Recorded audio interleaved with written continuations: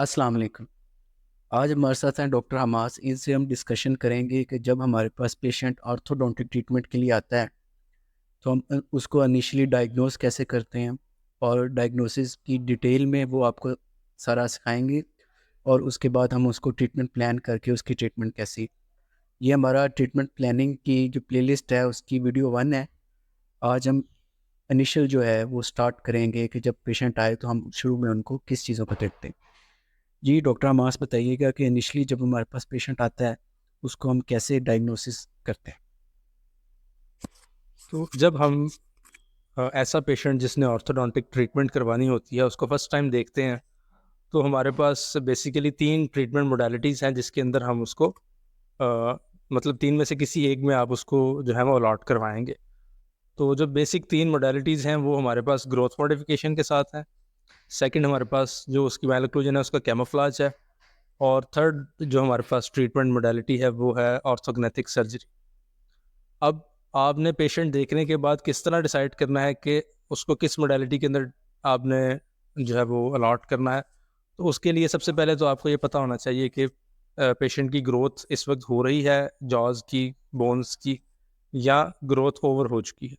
अगर तो पेशेंट की ग्रोथ इस वक्त कंटिन्यू है तो उस वक्त आपने ये देखना है कि उसके जॉज की क्या पोजीशन है, क्या जॉज में अपर और लोअर जॉ यानी मैंडिबल और मैक्सिला इन हार्मनी प्रेजेंट है या उनमें कोई इम्बैलेंस है। अगर तो उनमें इम्बैलेंस है और पेशेंट ग्रोइंग एज के अंदर है तो आप उसको ग्रोथ मॉडिफिकेशन कैटेगरी के अंदर अलॉट करके तो उसके अकॉर्डिंग ट्रीट करेंगे। फिर क्या डॉक्टर अमास हमारे पास जो ग्रोइंग एज में आता है पेशेंट, फॉर एग्जांपल 11 साल की उम्र में आया, 12 साल की उम्र, वो सारे पेशेंट्स ग्रोथ मॉडिफिकेशन के होते हैं? नहीं, आप ये तो नहीं कह सकते कि हर पेशेंट ग्रोथ मॉडिफिकेशन का कैंडिडेट होता है, लेकिन आपने ये ज़रूर देखना होता है कि उसकी ग्रोथ आपके लिए फेवरेबल हो रही है या नहीं। अगर तो आपका पेशेंट इस तरह ग्रो कर रहा है कि आपकी अगर फर्दर ग्रोथ होती है तो उसकी मैलोक्लूजन वर्स होती जाएगी, तो फिर ऐसे पेशेंट को आप ग्रोथ मॉडिफिकेशन का कैंडिडेट कंसिडर करें। अदरवाइज अब अगर आप ये समझते हैं कि उसकी ग्रोथ जो है उसको एनहांस करके आपको प्रोफाइल में या जॉज की हार्मनी में इम्प्रूवमेंट मिलेगी तो फिर आप अ, उसमें उसको ग्रोथ मॉडिफिकेशन का कैंडिडेट कंसिडर करेंगे। अदर और दूसरा ये भी है कि आप ग्रोइंग पेशेंट को विद एक्सट्रैक्शन भी जो है वो ट्रीट कर सकते हैं। है कि जो ग्रोथ है हम्म। उसको, क्योंकि बेसिकली ग्रोथ तो 3 डायमेंशनल फिनोमेना है, उसको इन तीनों डायमेंशंस में डायग्नोस कैसे करते हैं, और फिर तीनों में ट्रीटमेंट प्लान हम कैसे करते हाँ जी, अब इसके लिए आपको ग्रोथ के बारे में कुछ चीज़ें पता होनी चाहिए। तो आप अ, तो सबसे पहले हमें ये पता होना चाहिए कि ग्रोथ जो है वो एक 3 डायमेंशनल चीज़ है जैसे आपने बताया। तो हम इसको समझने की आसानी के लिए 3 जो प्लेन्स हैं उसके अंदर डिवाइड करके तीनों प्लेन्स में अलग-अलग देखेंगे। लेकिन ये हमारे ज़हन में रहे कि वो 2 या 3 प्लेन्स में इकट्ठे भी आपकी जो प्रॉब्लम्स हैं वो आ सकती हैं।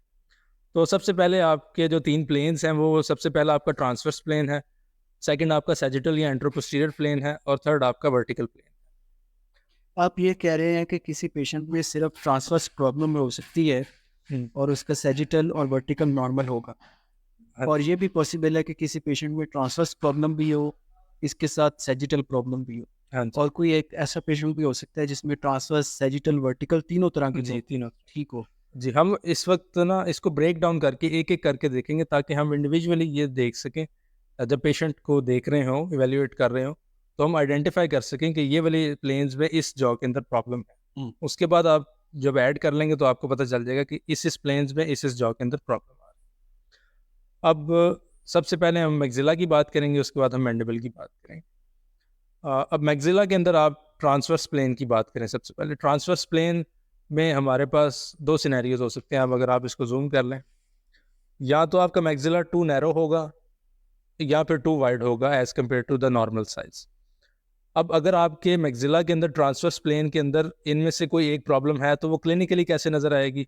वो आपको क्रॉस बाइट की सूरत में नज़र आएगी। अब क्रॉस बाइट की जो टर्मिनोलॉजी है वो इस तरह है कि जो लोअर आपके है ना मोलर्स कह लें या लोअर बकल सेगमेंट कह लें, वो आपका स्टैंडर्ड आर्च होगा, यानी स्टैंडर्ड उसके अकॉर्डिंग आपकी टर्मिनोलॉजी बनेगी। अगर आपके लोअर टीथ बकली प्रेजेंट हैं और अपर टीथ पैलेटली प्रेजेंट है जो कि ट्रांसवर्स नैरो होने की कंडीशन में आएगा, तो इसको आप बकल क्रॉसबाइट कहेंगे। यानी मैक्सिला ट्रांसवर्सली नैरो है तो बकल क्रॉसबाइट की क्लिनिकल आपकी रिप्रेजेंटेशन होगी। इसी तरह अगर आपका मैक्सिला वाइड है तो आपके अपर जो टीथ हैं, बकल सेगमेंट है, वो बकल ही इंक्लूड करेगा एज कम्पेयर टू लोअर। तो लोअर क्योंकि आपका लिंगुअल है तो उसको आप लिंगुअल क्रॉसबाइट कहेंगे। तो अगर आपने मैक्सिला की ट्रांसवर्स डायमेंशन देखनी है तो आपको ये बकल और लिंगुअल क्रॉसबाइट की क्लिनिकल रिप्रेजेंटेशन नजर आएगी पेशेंट के अंदर। अच्छा, दूसरी इंपॉर्टेंट चीज़ ये है कि जब मैक्सिला के अंदर ट्रांसवर्स प्लेन के अंदर नैरो या वाइड होने की प्रॉब्लम आएगी तो उसको, क्योंकि स्केलेटल प्रॉब्लम है, उसको डेंटल जो है वो कंपनसेशन मिली होगी। अगर आपका मैक्सिला नैरो है तो दांत बकली टिल्ट हुए होंगे, अगर आपका मैक्सिला वाइड है एज कम्पेयर टू नॉर्मल तो आपके दांत पैलेटली टिल्ट हुए होंगे। जी डॉक्टर अमास, इसमें आप ये बताइए कि अगर एक मैक्सिला फॉर एग्जांपल हमारे पास मैक्सिला नैरो है लेकिन उसकी हमें क्रॉस बाइट कोई क्लिनिकल नज़र नहीं आ रही, जो कि अक्सर होता है कि डेंटल कंपनसेशंस हुई होती, उसको हम क्लिनिकली कैसे डायग्नोस करेंगे? अच्छा, बिल्कुल ऐसा ही है कि जब आपकी कोई स्केलेटल डिस्क्रिपेंसी होती है तो नेचुरली इस तरह है कि जो डेंटल आपकी इरप्शंस और इंक्लिनेशंस सारी चीज़ें हैं वो उसको किसी तरीके से कंपनसेट करने की कोशिश करती हैं। अब अगर आपका मैक्सिला ट्रांसवर्सली नैरो है ना, तो इसकी कंपनसेशन में ये होगा कि जो दांत होंगे अपर के मैक्सिला के वो बकली टिल्ट कर जाएंगे और रूट्स उनकी पैलेटली टिल्ट कर जाएंगे, और इस तरह वो जो नॉर्मल आपका बकल ओवरजेट है वो मेंटेन करने की कोशिश करेंगे और लोअर के साथ एक नेचुरल रिलेशन जो है वो मेंटेन रखने की कोशिश करेंगे। इसी के ऑपोजिट अगर आपका मैक्सिला ट्रांसवर्सली वाइड है तो इसके ऑपोजिट आपकी कंपनसेशन शो होगी, जिसमें आपका जो क्राउन है, बकल जो टीथ है, सेगमेंट है उनका, वो पैलेटली थोड़ा सा टिल्ट कर जाएगा और जो रूट्स हैं वो आपकी बकली टिल्ट कर जाएंगे। अब क्योंकि आपकी जो स्केलेटल डिस्क्रिपेंसी है वो डेंटली कंपनसेट हुई है तो आपको क्लिनिकली इतनी सिविरिटी के साथ वो शो नहीं हो रही हो। तो हमें ये बेसिकली डिटरमिन करना है कि अगर आप कंपनसेशन रिमूव कर देते हैं तो फिर आपकी जो यानी ट्रू स्केलेटल डिस्क्रिपेंसी है वो आपको शो होगी। अब इस सिनेरियो के अंदर जो आपकी बकल टिल्ट्स हैं दांतों की या पैलेटल टिल्ट्स हैं वो आपको किस तरह क्लिनिकली शो होती हैं। अच्छा, ये जो है ये चीज़ क्लिनिकली जो है ये हम कर्व ऑफ विल्सन के साथ देखते हैं। अभी हमारे पास एक नॉर्मल जो upper right and left side का मोलर है वो ड्रॉ हुआ है। अगर हम कौन से प्लेन में आप ऑब्जर्व कर रहे हैं इस तरह? ये कोरोनल प्लेन है, सामने से बेसिकली देख रहे हैं आप इसको आप कैसे क्लिनिकली कैसे या मॉडल पे कैसे ऑब्जर्व करेंगे? अगर आप अपने मॉडल को सामने से देखें इस तरह तो ये आपका कोरोनल सेक्शन होगा। हम इस वक्त उस सेक्शन को डिपिक्ट कर रहे हैं, सामने वाले दांत हम नहीं देख रहे और सिर्फ मोलर्स को हमने यहाँ पे ड्रॉ किया हुआ।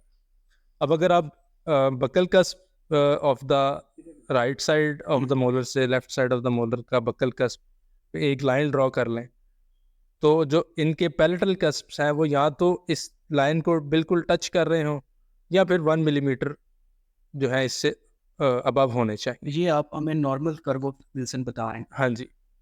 अब उसमें ये होगा कि आप जब इसको ड्रॉ करेंगे ना, एक कर्व बनेगा इस तरह। जब आप नॉर्मल ड्रॉ करेंगे इस कर्व को आप कर्व ऑफ विल्सन कहते हैं। अब नीचे हमारे पास एक सिनेरियो है जिसमें ये कंपनसेशन हैं जो कि नैरो मैक्सिला को शो करती हैं, जिसमें आपके क्राउन्स बकली टिल्ट किए हुए हैं और रूट्स पैलेटली टिल्ट किए हुए हैं। इसके अंदर आप देख सकते हैं कि अगर आप buccal cusp to buccal cusp पे एक लाइन लगाते हैं तो पैलेटल कस्प जो है वो नीचे हैंग कर रहे हैं। जो आपका कर्व ऑफ विल्सन जो है वो बिल्कुल इस सिनेरियो में डिस्टॉर्ट हुआ है।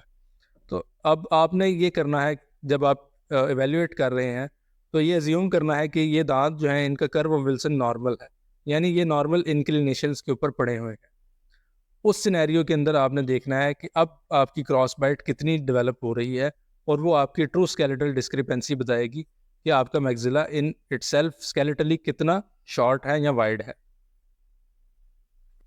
जी डॉक्टर अमास, अगर हमने इसको इमेजिन करना है कि इस केस को अगर हमने नॉर्मल की तरफ लेके जाना है, उसमें हम क्राउन्स को पैलेटल जो है वो इमेजिन करेंगे या रूट्स को बकल टॉर्क लेके हम इमेजिन करेंगे? अच्छा, आपके क्वेश्चन का आंसर ये है कि सबसे पहले आपने जो आपका यहाँ पे बोन है ना वो फील करनी है कि आपकी बोन की थिकनेस कितनी है। अगर तो बोन थिन है यहाँ पे और आपको रूट्स फील हो रही हैं पैल्पेट करने पे, तो इसका मतलब ये है कि आप इन रूट्स को बकले नहीं लेके आ सकते। लेके आएंगे तो वो उसमें जो है वो एक्सपोजर के चांसेस हो जाएंगे रूट के, और वो हमारे लिए क्लिनिकली फेवरेबल नहीं। तो ऐसे सिनेरियोज के अंदर आप हमेशा रूट्स की पोजीशन सेम रखते हुए क्राउन को पैरेलली लेके आएंगे दोनों तरफ। और अगर आपको लगता है कि एडिक्वेट बोन थिकनेस है तो फिर आप थोड़ी सी रूट्स को भी बकल लेके जा सकते हैं, लेकिन फिर भी मेजोरिटी जो आपकी मूवमेंट होनी चाहिए वो आपकी क्राउन्स पैरेटल जा रहे हों जी, यहाँ तक कि इस लाइन से या तो पैरेटल क्राउन बिल्कुल टच कर रहा हो या 1 मिलीमीटर इससे अबव। उस सिनेरियो पे फिर आप देखेंगे कि आपका जो मैक्सिला है वो ट्रांसवर्सली कितना नैरो है या वाइड है जब आप कंपनसेशन खत्म कर लें। जी, ये तो आपने हमें बताया क्लिनिकल मेथड कि हम कैसे ऑब्जर्व करते हैं कि हमारी मैक्सिला ट्रांसवर्स नैरो है या नहीं है। अगर हम स्पेलोमेट्रिक्स की तरफ आएँ तो उसमें हम ये पॉइंट्स कैसे देखेंगे कि मैक्सिला हमारा ट्रांसवर्स नैरो है? अच्छा, जो हमारे पास कन्वेंशनल लेटरल सेफ होता है उसमें तो आप क्योंकि प्लेन साइड से देख रहे होते हैं तो उसमें तो आपको ट्रांसवर्स प्लेन शो नहीं हो रहा होता, तो उसके लिए आप फ्रंटल सेफ या जो पीएसएफ जिसका नाम है उसमें आप ये चीज़ एवेल्यूएट कर सकते हैं। आप अगर आप उसमें देखें तो आपको राइट एंड लेफ्ट साइड पे मैक्सिला के साथ जे पॉइंट्स मिलते हैं, जुगल पॉइंट जिनका नाम है, उनके दरमियान का अगर आप डिस्टेंस ले लें तो वो आपके मैंडिबल की जो ट्रांसवर्स विड्थ है ना वो यानी शो करता है। और जो इसकी नॉर्मल वैल्यूज़ हैं वो 62 मिलीमीटर है 9 ईयर्स में, और फिर एवरी ईयर आपकी 0.7 मिलीमीटर इंक्रीज होती जाती है ट्रांसवर्स विड्थ जो है आपकी मैक्सिला की। तो अपने पेशेंट की एज के अकॉर्डिंग अगर आप पीएसएफ करवा लेते हैं तो आप उस पे इन 2 पॉइंट्स के दरमियान का डिस्टेंस लेके तो ये को रिलेट कर सकते हैं कि आपका मैक्सिला नैरो है या वाइड है। तो ये अगर आप क्लिनिकली देखने के बाद रेडियोग्राफिकली कंफर्म करना चाह रहे हैं तो उसका ये तरीका होगा। जी डॉक्टर हमास, ये जो अब ट्रांसवर्स में अब मैं समझना ये चाह रहा हूँ कि हमारे पास ट्रांसवर्स में जो ग्रोथ है वो किस एज तक हो रही है और किस एज तक हमारे लिए ग्रोथ मॉडिफिकेशन ट्रांसवर्स प्लेन में पॉसिबल है। कि हमारे पास एक पेशेंट है जिसमें सिर्फ ट्रांसवर्स प्रॉब्लम है, उसकी ग्रोइंग एज है, तो हम किस एज तक वो उसकी ग्रोथ मॉडिफिकेशन ट्रांसवर्स प्लेन में कर सकते हैं? अच्छा, जहाँ तक तो मैक्सिला की बात है जिसकी हम अभी डिटेल देख रहे हैं, तो उसमें ये है कि आपका मिड पैरेटल सूचर जो होता है वो फ्यूज़ करता है, जिसके बाद आपके लिए जो मैक्सिलरी एक्सपेंशन है बेसिकली जो आप ग्रोथ मॉडिफिकेशन करते हैं वो करना प्रोग्रेसिवली मुश्किल होता जाता है। जितनी ज़्यादा सूचर की इंटरडिजिटेशंस होती जाएंगी उतनी आपके लिए जो ग्रोथ मॉडिफिकेशन करना है वो मुश्किल होता जाएगा। तो आइडियली अगर आपके पास पेशेंट नैरो मैक्सिला के साथ प्रेजेंट करता है तो आइडियली आपने उस स्टेज के ऊपर उसकी ग्रोथ मॉडिफिकेशन करनी है जब अभी सूचर जो है वो फ्यूज़ नहीं हुआ हुआ। तो ये आपके पास मिक्स्ड डेंटिशन के अंदर पेशेंट 8-9 साल के अंदर आता है तो वो बेस्ट एज है, फेवरेबल एज है। आपको फोर्सेस भी कम लगानी पड़ेंगी अपनी रिक्वायर्ड एक्सपेंशन अचीव करने के लिए, और जो है पेशेंट के लिए जो ट्रॉमा का सिनेरियो है वो भी कम होगा। लेकिन लिमिट क्या है एज की? जो इसमें अपर लिमिट है वो बॉयज़ और गर्ल्स में डिफरेंट होती है। बॉयज़ में आप 18 ईयर्स तक इसको अटैम्प्ट कर सकते हैं और गर्ल्स में आप 16 ईयर्स तक इसको अटैम्प्ट कर सकते हैं। दूसरी चीज़ जो है कि आप जो मिड पैरेटल सूचर है आपका, उसकी जो फ्यूजन अगर आपने देखनी है कि कितना फ्यूज़ हो गया है तो उसके लिए आप सीबीसीटी करवा सकते हैं, जिसमें आपको शो हो जाएगा कि आपकी कितनी इंटरडिजिटेशन हो गई है और आपके लिए कितनी प्रॉब्लम क्रिएट हो सकती है या आपके लिए कितना ईजी होगा उस मैक्सिला की ग्रोथ मॉडिफिकेशन कर। अगर हमारे पेशेंट की ग्रोथ एंड हो चुकी है फिर हम दूसरे ऑप्शंस पे जाएंगे। अच्छा, अगर आपका पेशेंट इस एज से अबव आया आपके पास और उसमें मैक्सिला में ट्रांसवर्स प्लेन के अंदर प्रॉब्लम है, नैरो है, तो उसमें फिर आपके पास 2 ऑप्शंस होते हैं। एक को हम आरपी कहते हैं जो कि मिनी इम्प्लांट असिस्टेड होती है एक्सपेंशन, और एक को सारपी कहते हैं जो सर्जिकली असिस्टेड होती है। तो ये दोनों जो हमारे पास कैटेगरीज हैं, ये ग्रोथ मॉडिफिकेशन से आगे जब हम वीडियोस बनाएंगे तो उसमें इनको फिर डिटेल से डिस्कस करेंगे। जी डॉक्टर अमास, ये तो आपने मैक्सिला का ट्रांसवर्स बताया, क्या मैंडिबल में भी ट्रांसवर्स प्रॉब्लम्स होती हैं और उसको हम कैसे डील करते हैं? मैंडिबल में भी ट्रांसवर्स प्रॉब्लम्स हो सकते हैं, इसी तरह जिस तरह मैक्सिला में है, नैरो भी हो सकता है और वाइड भी हो सकता है। लेकिन as compare to maxillary transverse problems, mandible की जो ट्रांसवर्स प्रॉब्लम है वो बहुत रेयर है। और जो मेन प्रॉब्लम इसमें आती है वो ये है कि एक दफ़ा मतलब आपके पास मैंडिबल की ग्रोथ को कंट्रोल करने के लिए जो ऑप्शंस हैं वो बड़े लिमिटेड से होते हैं, और यूजुअली अगर आप एक्सेसिव फोर्स लगा के उसको किसी तरह करेक्ट कर भी लें तो वो रिलैप्स के जो है वो उसमें चले जाते हैं और वापस फॉर एग्जांपल अगर वाइड था, आपने बहुत फोर्स लगा के इलास्टिक्स लगा के उसको नॉर्मल विड्थ में लेके आए हैं, तो वो इलास्टिक यूज़ ख़त्म जब करेंगे तो वो वापस अपना रिलैप्स करेगा और अपनी जो वाइड पोजीशन है उसको अचीव कर लेगा।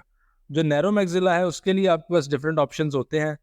उसमें श्वार्ट्ज़ अप्लायंस आप लगा सकते हैं जिसमें आपके पास एक स्क्रू होता है जो मैंडिबल को एक्सपेंड करवाता है, और अदरवाइज आप जो एक्सपेंशन के लिए डिस्ट्रैक्शन ऑस्टियोजेनेसिस करवा सकते हैं, लेकिन वो फिलहाल ग्रोथ मॉडिफिकेशन के ज़ुमरे में नहीं आता। तो वो हम बाद में जब सर्जरी डिस्कस करेंगे तो उसमें बताएंगे। जी, thank you so much doctor हमास। ये हमारी वीडियो का पार्ट 1 था। इसमें आज हमने मैक्सिलर और मैंडिबल का ट्रांसवर्स प्लेन जो है वो ग्रोइंग पेशेंट्स में वो डिटेल में डिस्कस किया। नेक्स्ट जो हमारे पार्ट आएंगे ट्रीटमेंट प्लानिंग के, उसमें हम सैजिटल और वर्टिकल को ग्रोइंग पेशेंट्स में और फिर अडल्ट पेशेंट में डिस्कस करेंगे। Thank you so much. नहीं आएगी तो ना करो, तुम अपने प्रोफेसर तो सीख लो। साड़ी वीडियो नहीं चंगी लग रही तो अपने प्रोफेसर सीख लो। जी डॉक्टर हमास, ऐसा बंद कर हो गया। अगला सवाल करा अगले ट्रांसफर्स देंगे। तू किस लगे तो अच्छा करें तू क्या है कि वीडियो डिटेल होनी चाहिए, ये समझ आया तो पी और मार पी। उस पे हम नेक्स्ट ये अडल्ट की कैटेगरी में हम वीडियोस बनाएंगे ना। दादा ये तू तो लंबी कहानी शुरू कर, कट्टा कट शुरू कर, कट छाड़ के क्या है